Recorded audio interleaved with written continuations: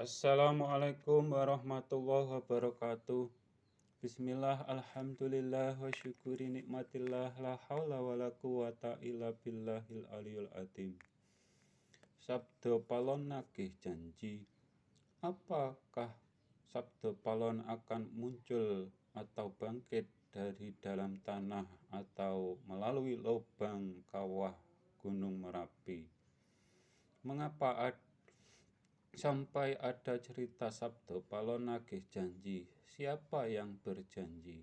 Cerita ini pada masa babat Islam masuk ke bumi Nusantara yang dibawa para wali, dan perlu diketahui bahwa pondasi ketuhanannya sama. Zatnya Tuhan tidak dapat dijangkau akal pikiran dalam pengertian zatnya Allah Subhanahu wa Ta'ala wajib berbeda dengan makhluknya. Apakah tauhid kalian sama seperti ini? Kalau tidak, berarti kalian tidak Islam. Walaupun syariat kalian Islam, semua bayi terlahir dalam kondisi membawa agamanya atau Islam. Modal kehidupan hakikatnya diri kalian telah bersaksi dan berjanji dengannya. Kalian hidup untuk melaksanakan janji itu. Kalau dikaitkan dengan Tuhanmu, apapun label agamamu, apabila kalian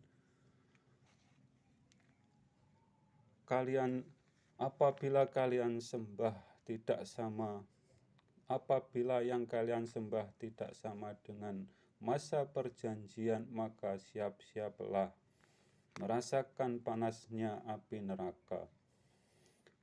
Agama Budi label agama di Nusantara, label rahmatan lil alamin yang dibawa baginda Nabi Muhammad Sallallahu Alaihi Wasallam.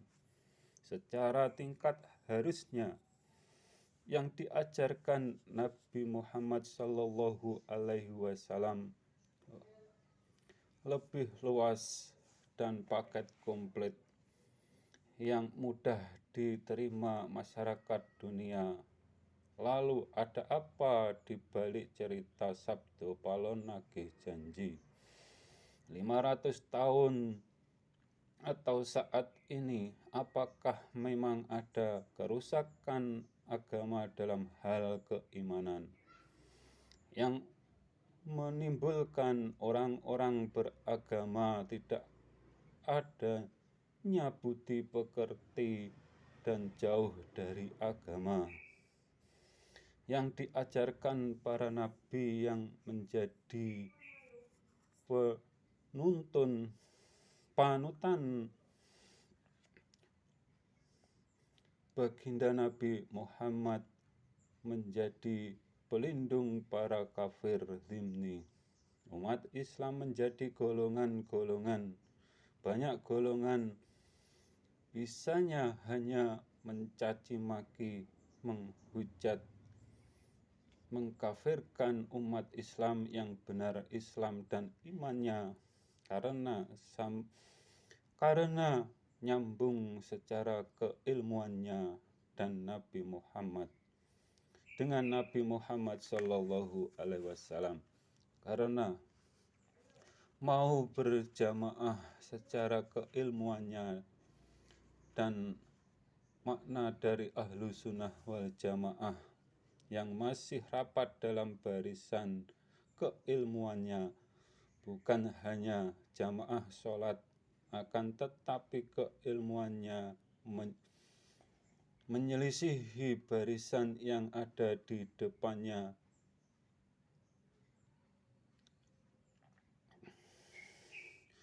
Cara mudah mengetahui golongan mana yang masih dalam barisan jamaahnya baginda Nabi Muhammad Sallallahu Alaihi Wasallam. Mereka yang seperti anak panah yang terlepas dari busurnya. Bagaimana mereka mengimani ayat-ayat ketuhanan. Apa golongan itu iman ayat secara keseluruhan? Apa ada yang diingkari golongan itu? Secara ringkas, ayat ketuhanan ada dua sisi ayat yang menunjukkan keberadaan Tuhan. Tuhan di atas dan Tuhan dekat. Sebagai umat Islam wajib mengimaninya secara keseluruhannya. Yang tidak percaya satu ayat dapat disebut kafir. Akan tetapi orang-orang yang kafir seperti ini yang sering berulah malah mengkafirkan umat Islam yang masih dalam jamaahnya baginda Nabi Muhammad Sallallahu Alaihi Wasallam. Ayat yang pertama dan utama yang harus dan wajib dijadikan pondasi orang yang beriman dan merasa mempunyai agama, apapun agamamu, karena semua nabi agamanya Islam, karena semua nabi satu Tuhan. Zatnya Tuhan wajib berbeda dengan makhluknya. Seruan ayatnya, jangan samakan, jangan sekutukan zatnya Allah Subhanahu wa Ta'ala dengan makhluknya. Akan tetapi orang yang ingkar dengan dirinya sendiri beranggapan ruh dengan Tuhan disamakan, entah agamanya apapun. Kebanyakan demikian. Entah itu ruh siapapun, begitu juga Samiri yang membuat patung sapi dan dimasukkannya ruh, dan umatnya Nabi Musa tersihir olehnya, atau Dajjal di umat Islam. Mereka yang mengajarkan bertauhid bermata sebelah dalam pengertian hanya iman satu sisi ayat ketuhanan yang menunjukkan keberadaan Tuhan di atas maupun dekat. Salah satunya mereka ingkarinya. Jidat boleh hitam, jangan biarkan otak menjadi hitam. Jangan kalian bilang wali songo, wali setan. Apa kalian bukan umat Nabi Muhammad Sallallahu Alaihi Wasallam? Sampai-sampai tidak tahu riwayat Nabi Muhammad Sallallahu Alaihi Wasallam sebelum ada perintah syariat yang diajarkan kepada para sahabat ilmu iman. Dan iman sebagai pondasinya agama, dan iman wilayah, dan iman wajib bermakrifat dulu.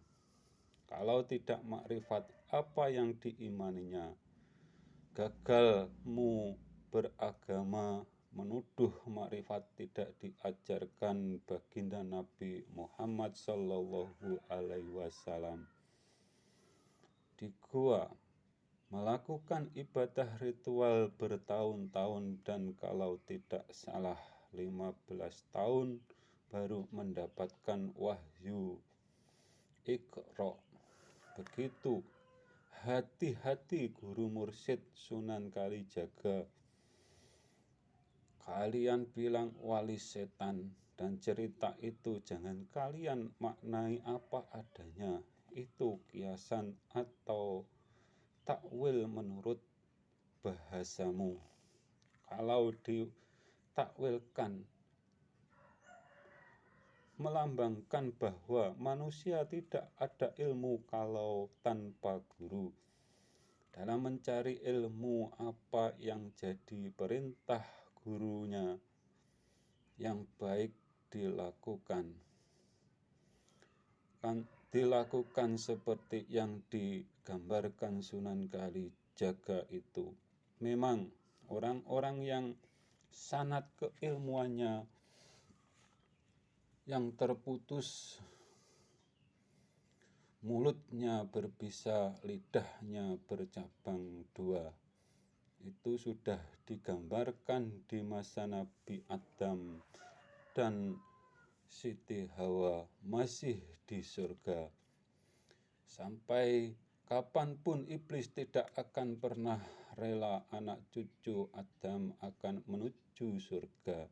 Surga miliknya Sang Pencipta. Amal ibadah hanya sarana salah dan benarnya iman atau bertauhid. Itu tiketnya untuk menuju surga yang dapat menolong yang kita imani, sedangkan Dajjal hanya membuat ilusi surga. Surganya hanya sesaat di kehidupan ini. Itu bagi mereka yang menjual agamanya kepada kaum penjajah dan ditempatkan kayak benalu di cabang yang tinggi. Sifat penjajah agar umat manusia berpecah belah, agar mudah diperbudak. Sifatnya penjajah dalam kiasannya seperti Ya'juj Ma'juj. Wassalam.